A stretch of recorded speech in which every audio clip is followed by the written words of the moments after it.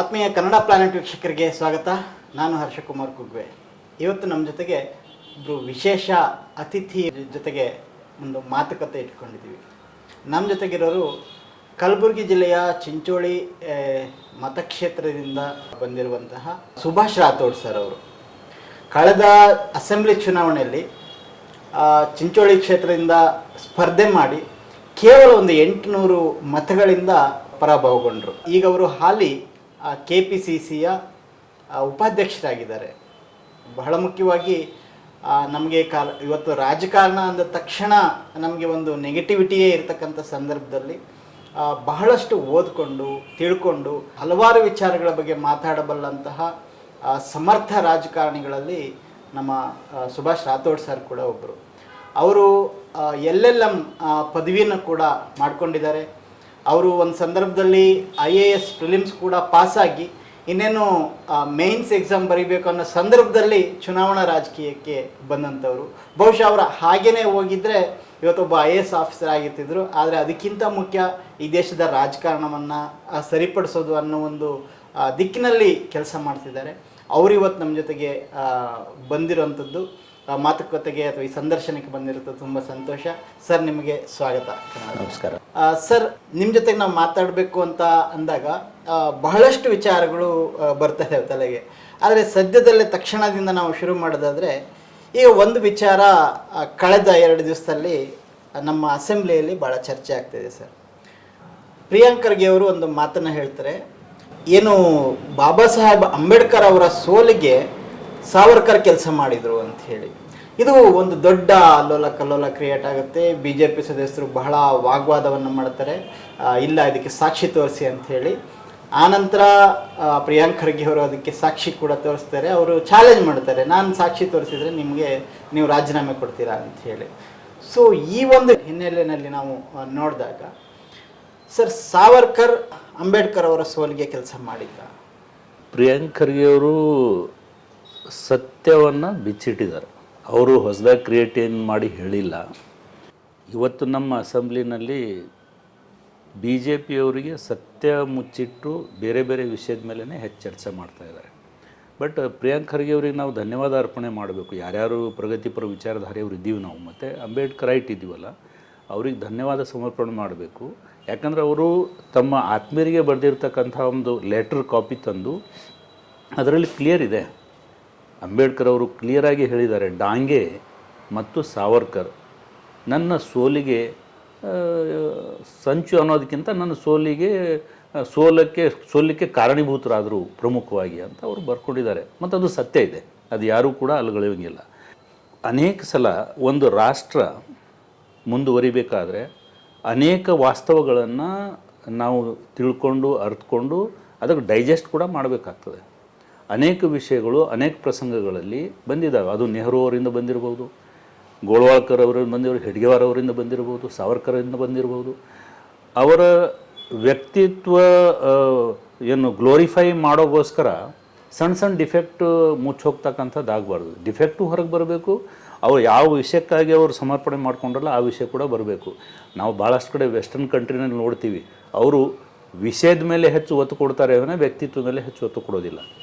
ಸಾವರ್ಕರ್ ಅವರ ವ್ಯಕ್ತಿತ್ವ ಏನು ಮತ್ತು ಅಂಬೇಡ್ಕರ್ ಅವರ ವ್ಯಕ್ತಿತ್ವ ಏನು ಅಂಥೇಳಿ ಇಡೀ ಓದುಗರಿಗೆ ಗೊತ್ತಿದೆ, ಇಡೀ ದೇಶಕ್ಕೆ ಗೊತ್ತಿದೆ, ವಿಶ್ವಕ್ಕೆ ಗೊತ್ತಿದೆ. ಅಂಬೇಡ್ಕರ್ ಅವರ ವಿಚಾರಧಾರೆ, ಭಾರತ ನಿರ್ಮಾಣ ಯಾವ ರೀತಿ ಆಗಬೇಕು ಅನ್ನೋದು ವಿಚಾರಧಾರೆ ಅಂಬೇಡ್ಕರದೇ ಬೇರೆ, ಸಾವರ್ಕರ್ದೇ ಬೇರೆ. ಕಂಪ್ಯಾರಿಸನೇ ಆಗೋದಿಲ್ಲ.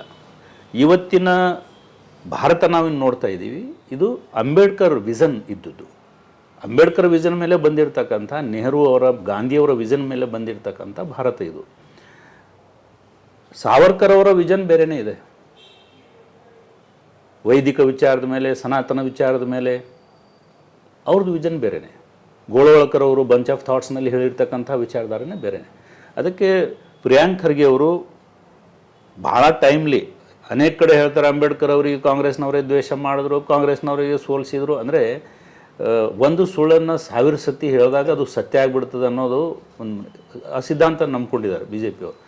ಅದಕ್ಕೆ ಕಾಂಗ್ರೆಸ್ ಅವರಿಗೆ ಮತ್ತು ಅಂಬೇಡ್ಕರ್ ಅವರಿಗೆ ವಿರೋಧ ಯಾವ ವಿಚಾರದಲ್ಲಿತ್ತು? ವೈಚಾರಿಕ ವಿರೋಧ ಇತ್ತು. ವೈರತ್ವ ಇರಲಿಲ್ಲಲ್ವಾ? What Congress and Gandhi has done for untouchables ಅನ್ನೋ ಅವರು ಇದರಲ್ಲಿ ಎಲ್ಲ ಗೊತ್ತಾಗ್ತದೆ ಯಾವ್ಯಾವ ವಿಷಯದ ಮೇಲೆ ಅವರಿಗೆ ವಿರೋಧ ಇತ್ತು ಅಂಥೇಳಿ. ಆದರೆ ಅಷ್ಟೇ ಸತ್ಯ ಏನು ಅಂತಂದರೆ ಡಾಕ್ಟರ್ ಅಂಬೇಡ್ಕರ್ ಅವರು ಕಾನ್ಸ್ಟಿಟ್ಯೂಂಟ್ ಅಸೆಂಬ್ಲಿನಲ್ಲಿ ವೆಸ್ಟ್ ಬೆಂಗಾಲಿಂದ ಗೆದ್ದು ಕಾನ್ಸ್ಟಿಟ್ಯೂಂಟ್ ಅಸೆಂಬ್ಲಿ ಸೇರಿದರು. West Bengal part of Pakistan ಆದಮೇಲೆ ಅವ್ರ ಮೆಂಬರ್ಶಿಪ್ ಹೋದ್ಮೇಲೆ ಮತ್ತೆ ಅವರ ವಿದ್ವತ್ತೆಯನ್ನು ಕಂಡು ಅವರ ಪಾಂಡಿತ್ಯ ಕಂಡು ಈ ದೇಶಕ್ಕೆ ಅವರ ಸೇವೆ ಎಷ್ಟು ಅವಶ್ಯಕತೆಯಿಂದ ಮನಗಂಡು ಇದೇ ಕಾಂಗ್ರೆಸ್ ಪಕ್ಷ ಮಹಾತ್ಮ ಗಾಂಧಿಯವರು, ನೆಹರು ಅವರು, ಡಾಕ್ಟರ್ ರಾಜೇಂದ್ರ ಪ್ರಸಾದ್ ಅವರು, ವಲ್ಲಭಾಯ್ ಪಟೇಲ್ ಅವರು ಅವ್ರ ಪತ್ರ ವ್ಯವಹಾರ ನೋಡ್ಬೇಕು ತಾವೆಲ್ಲ. ಅವರು ಅವರನ್ನು ಕರೆದು ಇನ್ವೈಟ್ ಮಾಡಿ ಸೆಂಟ್ರಲ್ ಕ್ಯಾಬಿನೆಟ್ ಸೇರಿಸೋದು ಅಷ್ಟೇ ಅಲ್ಲದೆ ಅವರಿಗೆ ಕಾನ್ಸ್ಟಿಟ್ಯೂಂಟ್ ಅಸೆಂಬ್ಲಿನಲ್ಲಿ ಮುಂಬೈ ಕ್ಷೇತ್ರದಿಂದ ಕಾಂಗ್ರೆಸ್ ಸಹಕಾರದೊಂದಿಗೆ ಮತ್ತೆ ಚುನಾವಣೆಗೆ ಎಲೆಕ್ಟ್ ಮಾಡಿ ತಂದು ಅಸೆಂಬ್ಲಿನಲ್ಲಿ ಕೂರಿಸಿದರು. ಈಗ ಕಾಂಗ್ರೆಸ್ ಅಂಬೇಡ್ಕರ್ ಅವ್ರ ಬಗ್ಗೆ ಅಷ್ಟು ದ್ವೇಷ ಇತ್ತು ಅಂತಂದರೆ ಔಟ್ ಆಫ್ ಪಾರ್ಟಿ ವ್ಯಾಪ್ತಿ ಹೊರಗಡೆ ಹೋಗಿ ಅಂಬೇಡ್ಕರ್ ಅವರನ್ನು ಎಲೆಕ್ಷನ್ ನಿಂದಿರಿಸಿ ಗೆಲ್ಸ್ತಂದು ಕಾನ್ಸ್ಟಿಟ್ಯೂಂಟ್ ಅಸೆಂಬ್ಲಿ ಚೇರ್ಮನ್ ಮಾಡ್ತಿದ್ರಾ? ಜೈಕರ್ ಅನ್ನೋರನ್ನ ರಾಜೀನಾಮೆ ಕೊಡಿಸಿ ಅದು ಹಿನ್ನೆಲೆ ತಮಗೆಲ್ಲ ಗೊತ್ತಿದೆ. ಜೈಕರ್ ಅವನ್ನ ರಾಜೀನಾಮೆ ಕೊಡಿಸಿ ಎಷ್ಟು ಚಿಂತಿತಿದ್ರು ಅಂದರೆ doctor Rajendra Prasad president of India ಆವಾಗಿನ ಮುಖ್ಯಮಂತ್ರಿ ಮಹಾರಾಷ್ಟ್ರ ಅವರಿಗೆ ಪತ್ರ ವ್ಯವಹಾರ ನೋಡಬೇಕು. ಸವಿತಾ ಅಂಬೇಡ್ಕರ್ ಅವರ ಪುಸ್ತಕದಲ್ಲಿ ಮೂಡಿ ಬಂದಿದೆ ಪತ್ರ ವ್ಯವಹಾರ. ಎಷ್ಟು ಚಿಂತಿತರಿದ್ರು ಅವರು ಅಂದರೆ I must C Ambedkar in next session ಅಂತ ಬರೀತಾರೆ ಅವರು. ನಾನು ಅಂಬೇಡ್ಕರ್ ಅವರಿಗೆ ನೆಕ್ಸ್ಟ್ ಕಾನ್ಸ್ಟಿಟ್ಯೂಂಟ್ ಅಸೆಂಬ್ಲಿ ಸೆಷನ್ ನೋಡಲೇಬೇಕು ಅಂತ ಪ್ರೆಸಿಡೆಂಟ್ ಆಫ್ ಇಂಡಿಯಾ ಬರೀತಾರೆ CMಗೆ. ಅಂದರೆ ಯಾವುದೇ ಕಂಡೀಷನಲ್ಲಿ ಅವರಿಗೆ ಅಲ್ಲಿ ತರಬೇಕು ಅಂತ. ಏನು ಕಾರಣ ಸರ್ ಅದಕ್ಕೆ? ಸರ್, ಭವಿಷ್ಯದ ಭಾರತ ನಿರ್ಮಾಣ ಹೆಂಗೆ ಮಾಡಬೇಕು ಅನ್ನೋದೇ ದೊಡ್ಡ ಚಿಂತನೆ ಇತ್ತು ಅವಾಗ. ಬಾಬು ರಾಜೇಂದ್ರ ಪ್ರಸಾದ್ ಆಗಿರ್ಬೋದು, ನೆಹರು ಅವರಾಗಿರ್ಬೋದು, ಮಹಾತ್ಮ ಗಾಂಧಿ, ಡಾಕ್ಟರ್ ಅಂಬೇಡ್ಕರ್ ಕೂಡ ಭವಿಷ್ಯದ ಭಾರತ ಹೆಂಗೆ ಆಗಬೇಕು. ಕೇವಲ ಆ ಹೊತ್ತಿನ ಕಾಂಗ್ರೆಸ್ ಚಿಂತನೆಯಿಂದನೇ ಭವಿಷ್ಯದ ಭಾರತ ಸಾಧ್ಯ ಆಗೋದಿಲ್ಲ ಅನ್ನೋ ನಂಬಿಕೆ ಇತ್ತು. ಶ್ಯಾಮ ಪ್ರಸಾದ್ ಮುಖರ್ಜಿ ಹಿಂದೂ ಮಹಾಸಭಾದ ಟಾಲೆಸ್ಟ್ ಲೀಡರ್, ಅವ್ರದ್ದೇ ಆದಂಥ ಒಂದು ವಿಚಾರಧಾರೆ ಇತ್ತು. ಬಲ್ದೇವ್ ಸಿಂಗ್ ಅಂತ ಅವರು ಅಕಾಲಿದಳ, ಅವ್ರದ್ದೇ ಆದಂಥ ವಿಚಾರಧಾರೆ ಇತ್ತು. ಡಾಕ್ಟರ್ ಅಂಬೇಡ್ಕರ್ ಶೆಡ್ಯೂಲ್ ಕಾಸ್ಟ್ ಫೆಡರೇಷನ್ಲಿಂದ ಬಂದವರು, RPIಲಿಂದ ಬಂದವರು, ಇವ್ರದ್ದೇ ಆದಂಥ ವಿಚಾರಧಾರೆ ಇತ್ತು. ಸಮಗ್ರ ಭಾರತ ಸಮಗ್ರವಾಗಿ ಬೆಳಿಬೇಕು ಅಂತಂದರೆ ಎಲ್ಲ ವಿಚಾರಧಾರೆಯನ್ನು ಒಳಗೊಂಡಿರ್ತಕ್ಕಂಥ ಸರ್ಕಾರ ಬಂದರೆ ಮಾತ್ರ ಭಾರತ ನಿರ್ಮಾಣ ಉತ್ತಮವಾಗಿ ಮಾಡಬಹುದು ಅನ್ನೋ ಕಾನ್ಸೆಪ್ಟ್ನೊಂದಿಗೆ ಸೆಂಟ್ರಲ್ ಕ್ಯಾಬಿನೆಟ್ನಲ್ಲಿ ಬೇರೆ ಬೇರೆ ಪಕ್ಷದ ಅತ್ಯುನ್ನತ ನಾಯಕರನ್ನು ಸೇರಿಸ್ಕೊಂಡು ಕ್ಯಾಬಿನೆಟ್ ಆಗಿದೆ ಅಂತ. ಡಿಫೆನ್ಸ್ ಮಿನಿಸ್ಟ್ರಿ, ಫೈನಾನ್ಸ್ ಮಿನಿಸ್ಟ್ರಿ, ಲಾ ಮಿನಿಸ್ಟ್ರಿ, ಇದೆಲ್ಲ ಹೊರಗಡೆಯಿಂದ ಬಂದವರಿಗೆ, ಕಾಂಗ್ರೆಸ್ಲಿಂದ ಗೆದ್ದವರಿಗೆಲ್ಲ, ಕಾಂಗ್ರೆಸ್ಲಿಂದ ಹೊರಗೆ ಉಳಿದಿರ್ತಕ್ಕಂಥ ಪಾಂಡಿತ್ಯವುಳ್ಳಂಥವರಿಗೆ ಹೊರಗಡೆ ತಂದು ದೊಡ್ಡ ದೊಡ್ಡ ಪೋರ್ಟ್ಫೋಲಿಯೋ ಕೊಟ್ಟು ಹೊಸ ಭಾರತ ನಿರ್ಮಾಣದ ಬುನಾದಿ ಹಾಕಿರ್ತಕ್ಕಂಥದ್ದು ಅದು. ಅವರೆಲ್ಲರ ಕೋಆರ್ಡಿನೇಷನ್ ಇತ್ತು. ಒಬ್ರಿಗೊಬ್ಬರು ಅನೇಕ ವಿಚಾರಗಳಲ್ಲಿ ಭಿನ್ನಾಭಿಪ್ರಾಯ ಇದ್ದರೂ ಕೂಡ ಭಾರತ ನಿರ್ಮಾಣದ ಬಗ್ಗೆ ವ್ಯತ್ಯಾಸ ಇರಲಿಲ್ಲ. ನೆಹರು ಮತ್ತು ಅಂಬೇಡ್ಕರ್ಗೂ, ಗಾಂಧಿಗೂ ಅಂಬೇಡ್ಕರ್ಗೂ ಭವಿಷ್ಯದ ಭಾರತದ ಹೆಂಗಿರಬೇಕು ಅನ್ನೋದ್ರ ಬಗ್ಗೆ ಭಿನ್ನಾಭಿಪ್ರಾಯ ಇರಲಿಲ್ಲ. ಮೊಡ್ಯಾಲಿಟೀಸ್ ಬಗ್ಗೆ ಭಿನ್ನಾಭಿಪ್ರಾಯ ಇತ್ತು. ಹಿಂದೂ ಕೋಡ್ ಬಿಲ್ ಟೈಮ್ಲಿ ತರಬೇಕಾಗಿತ್ತು, ಸ್ವಲ್ಪ ಲೇಟ್ ಆಗಿದ್ದಕ್ಕೆ ಅಂಬೇಡ್ಕರ್ ಅವರಿಗೆ ವೈಚಾರಿಕ ಭಿನ್ನತೆ ಇತ್ತು.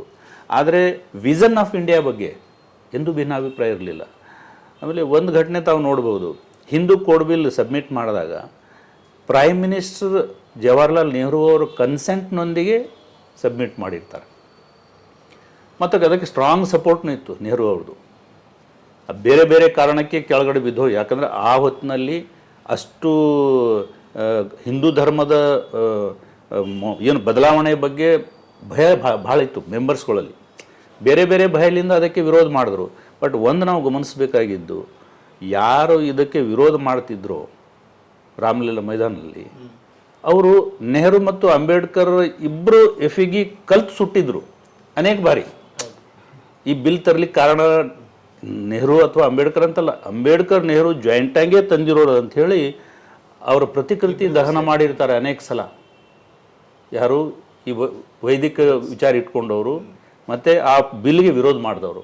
ಹಾಗಾಗಿ ಒಂದು ಮಾತ್ರ ನಾವು ತಿಳ್ಕೋಬೇಕು, ಆ ವಿಚಾರದಲ್ಲಿ ಹೆಣ್ಮಕ್ಕಳಿಗೆ ಕೊಡ್ತಕ್ಕಂಥ ಹಕ್ಕಿನ ವಿಚಾರದಲ್ಲಿ, ಮುಂದಿನ ಭವಿಷ್ಯದ ಭಾರತದ ನಿರ್ಮಾಣದ ವಿಚಾರದಲ್ಲಿ ಅವರಿಬ್ಬರಿಗೂ ಭಿನ್ನಾಭಿಪ್ರಾಯ ಇರಲಿಲ್ಲ, ಪ್ರಮುಖ ಭಿನ್ನಾಭಿಪ್ರಾಯ ಇರಲಿಲ್ಲ ಅನ್ನೋದು ನಾನು ಗಮನಿಸ್ತೀನಿ. ನಾನು ಓದೋನಾಗಿ ಇದು ಗಮನಿಸ್ತೀನಿ.